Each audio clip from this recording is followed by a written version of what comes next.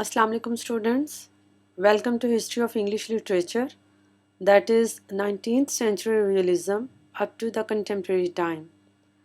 Students, we are discussing modern writers, and E.M. Forster is one of the prominent English modern writer, and he was also a member of Bloomsbury Group.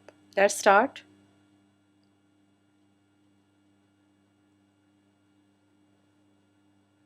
Here is a quotation by E.M. Forster that what is wonderful about great literature is that it transforms the man who reads it towards the condition of the man who wrote.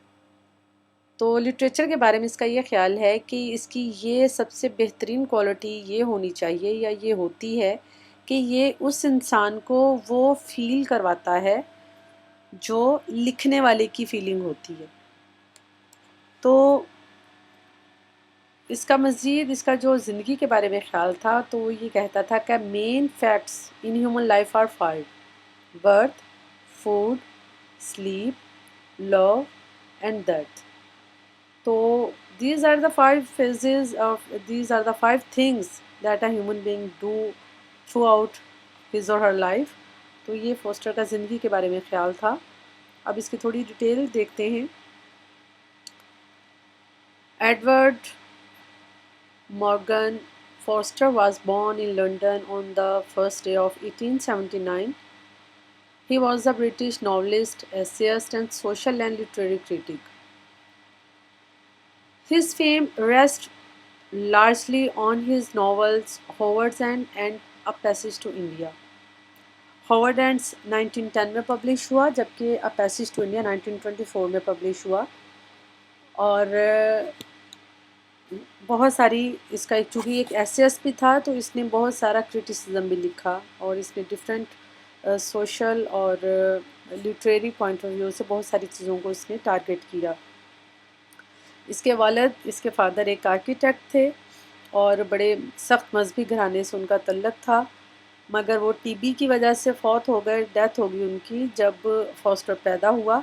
اور پھر اس کی والدہ نے اور اس کی ایک aunty نے مل کے اس کو پالا. چونکہ اس کی والدہ لبرل خیالات کی مالک تھیں اور بالکل بھی خیال نہیں رکھتی تھی بچوں کا، تو اس لیے پھر فوسٹر کی جو پرسنل لائف تھی، جو ارلی لائف تھی، وہ بڑی ٹینس تھی. پھر یہ روکس نیسٹ میں یہ اس کی پرورش ہوئی ہے اور اسی کو ہی بیس بنا کے اس نے ہاورڈ اینڈ لکھا ہے. پھر اس کی جو اسکولنگ تھی وہ ایز اے ڈے بوائے تھی ٹاؤن برج اسکول کینٹ میں. تو اس نے جو چیزیں وہاں پہ آبزرو کیں یا جو چیزیں اس نے وہاں پہ ایکسپیرینس کیں، تو اس نے جب کرٹیسزم لکھا ہے، انگلش کرٹیسزم لکھا ہے، میں نے آپ کو بتایا کہ یہ سوشل اور لٹریچر کے لٹریری ٹاپکس کے اوپر کرتا تھا. تو یہ جو انگلینڈ کے جو ایجوکیشن سسٹم تھا یہ اس کو اس نے بڑا کرٹیسائز کیا تھا، یا جو اسکولس کے اندر جو سسٹم چلتا تھا تو اس پہ اس نے بات کی تھی. پھر یہ کنگس کالج گیا، کیمبرج میں پڑھا اور یہیں پر اس کی ملاقات بلومسبری گروپ کے ممبرس کے ساتھ ہوئی اور یہ ان کے ساتھ اٹھنا بیٹھنا شروع ہو گیا. اور اس طرح سے اس کا جو ایک انٹلیکچوئل انٹرسٹ تھا وہ بڑھتا گیا. اور اس کا جو فرسٹ ایکسپوجر تھا میڈیٹرینین کلچر کا تو وہ بھی یہیں سے تھا. اور پھر اس نے جب دیکھا ہے کہ جب اس نے ڈفرینٹ کلچرز کو جب اس نے آبزرو کرنا شروع کیا ہے تب اس نے کمپیریزن کرنا شروع کیا ان کلچرز کا انگلش کلچر کے ساتھ. Foster became a writer shortly after graduating from King's College. His first novels were produced of that particular time, stories about the changing social conditions during the decline of Victorianism. However, these earlier works differed from Foster's contemporaries in their more political style and established the author's early conviction that men and women should keep in touch with the land to cultivate their imaginations. Faster کا جو style تھا وہ اپنے contemporary سے some how different تھا، کیونکہ اسی time پہ جس ٹائم پہ یہ کنگس کالج میں ہوتا تھا اس وقت اس نے لکھنا شروع کیا. اور ہمیں یہ پتہ ہے کہ جو اس کا ٹائم تھا وہ ایکچولی ایڈورڈین پیریڈ تھا.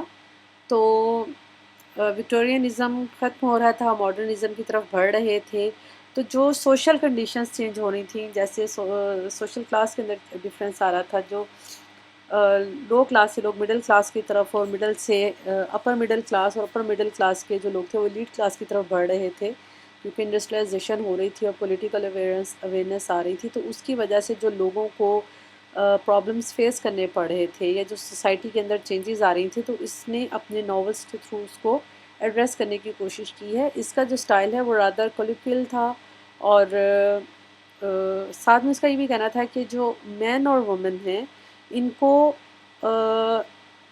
اپنی زمین کے ساتھ جڑے رہنا چاہیے، تاکہ وہ اپنی امیجنیشن کو کلٹیویٹ کر سکیں۔ ایک تو یہ کہ وہ دونوں رابطے میں رہیں، دوسرا یہ کہ وہ اپنی زمین کے ساتھ جڑے رہیں، تو پھر ان کی امیجنیشن کو جو ہے کلٹیویٹ کرنے میں آسانی ہوگی۔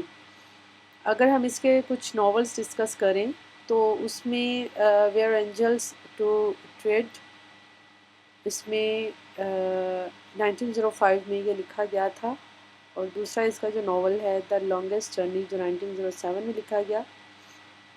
اس میں ہم یہ دیکھتے ہیں کہ اس کے بایوگرافل ٹچز ہمیں بڑے فریکوینٹلی ملیں گے۔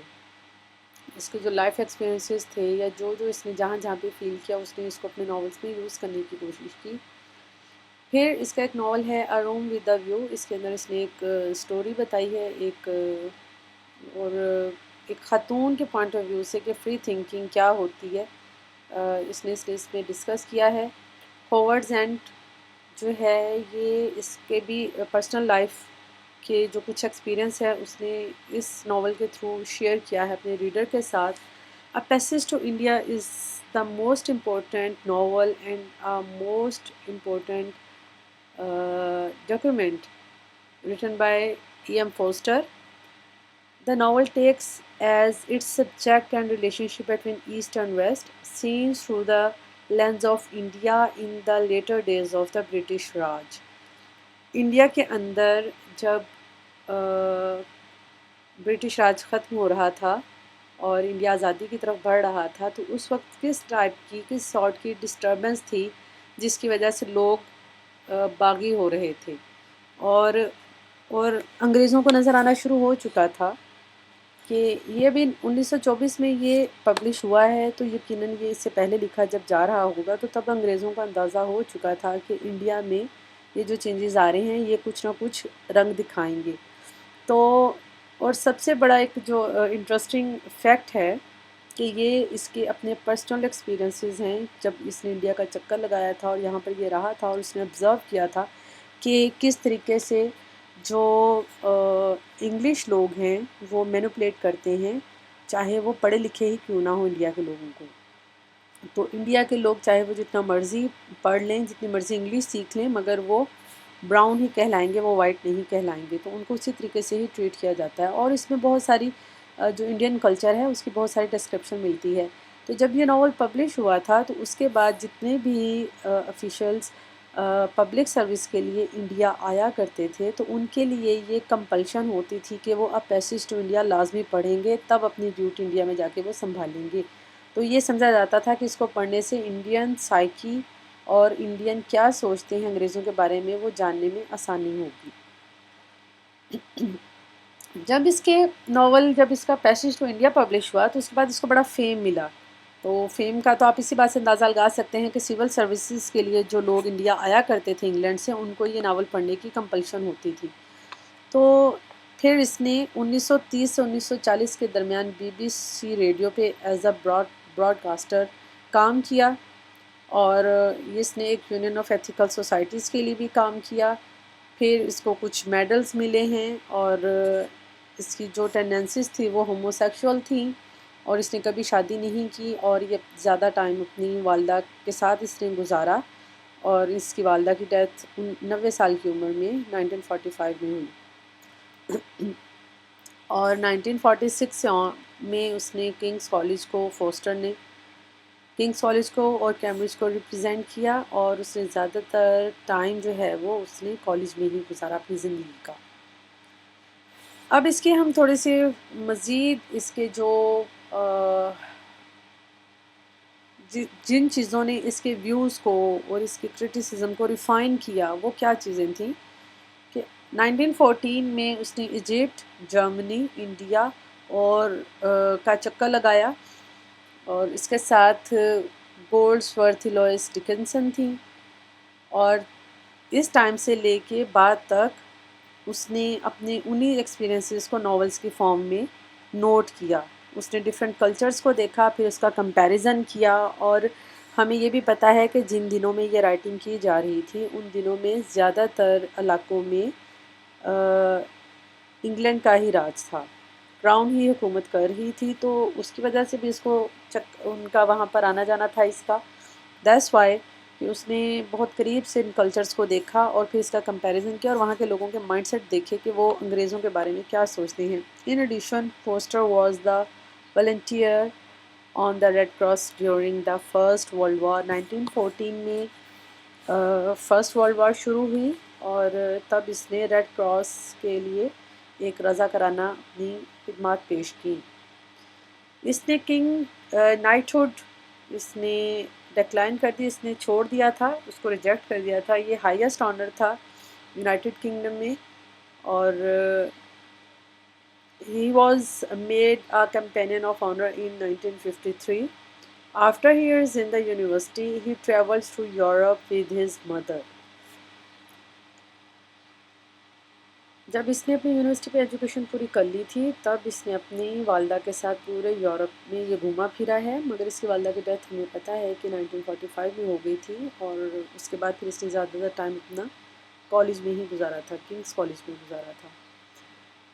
1971 میں ایک اس کا ناول پبلش ہوا تھا، میورس۔ یہ ایک بڑا کنٹروورشل قسم کا ناول تھا جہاں پر یہ فیل کیا گیا کہ اس نے اپنی ہومو سیکشول جو ٹینڈنسیز تھیں اس کو اس نے بڑا پروموٹ کیا ہے یا اس نے بتایا ہے لوگوں کو۔ تو پہلے کچھ لوگوں کو پتہ تھا اور کچھ لوگوں کو نہیں پتہ تھا کہ اس کی یہ ٹینڈنسیز ٹائپ کی ہیں، مگر پھر تو لوگوں میں بہت زیادہ یہ مشہور ہو گیا۔ تو آج بھی کریٹک اب اس کے اس ناول کو بیس بناتے ہوئے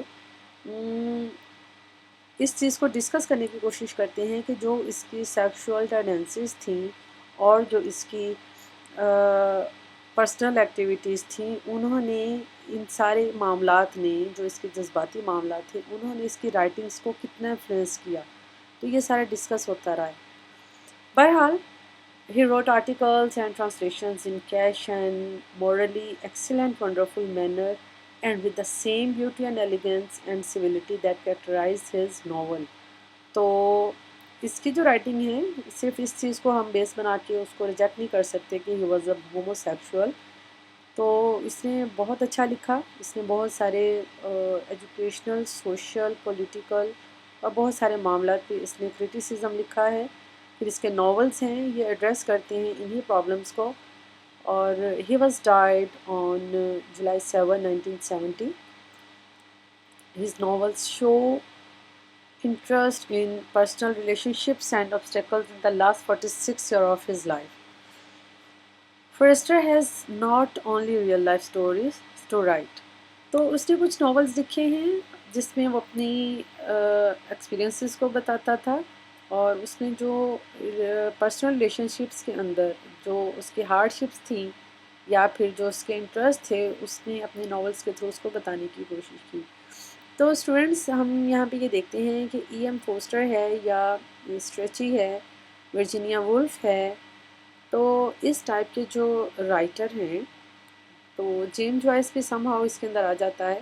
تو ان لوگوں نے، اگر ہم اس ماڈرنسٹ لٹریچر کو دیکھیں جو ارلی ماڈرنسٹ لٹریچر تھا، اس میں بایوگرافی رائٹنگ کے اندر بہت زیادہ چینجز آئیں، تو بڑا ٹرینڈ بنا بایوگرافی رائٹنگ کا۔ تو اس میں آٹو بایوگرافیکل ٹچز بھی ہمیں ملتے ہیں رائٹنگز کے اندر، ناولس کے اندر اور ڈفرینٹ رائٹنگز کے اندر، اور بایوگرافیکل ٹچز بھی ملتے ہیں، یعنی کہ کسی کی لائف کو بیس بنا کے سٹوری لکھ دینا، یا کسی کی یا اپنی ہی لائف کے کسی ایکسپیرینس کو ایک ایکسپینڈ کر کے تو اس کو ایک ناول کی شکل دے دینا، جس میں کنفیشنل ٹائپ کی رائٹنگز بھی ہوتی تھی، اور کہیں پر یہ ایڈمٹ کرتے تھے کہ ہماری زندگی کی یہ سٹوری، اور کہیں پہ یہ ایڈمٹ نہیں کرتے تھے۔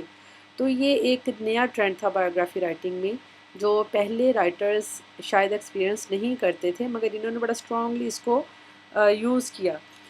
Well students, it was a short introduction to E.M. Forster as a modernist writer۔ اگر آپ کو کسی بات کی نہیں سمجھ آئی تو آپ مجھ سے ایزی کلاس کے پلیٹ فارم پہ پوچھ سکتے ہیں۔